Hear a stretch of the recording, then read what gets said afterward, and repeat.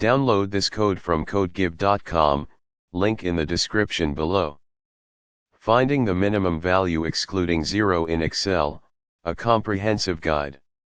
This tutorial will guide you through various methods to find the minimum value in an Excel range, specifically excluding 0. We'll cover different approaches, ranging from simple formulas to more advanced VBA code, with detailed explanations and examples.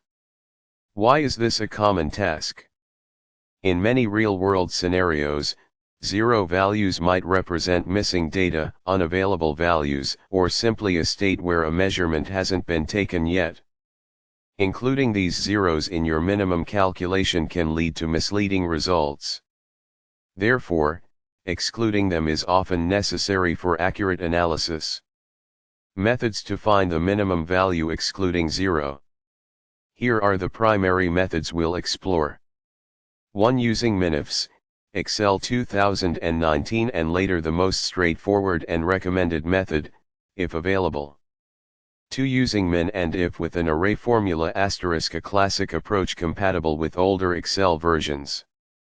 3. Using small with COUNTIF *, another robust and often preferred method for older versions. 4.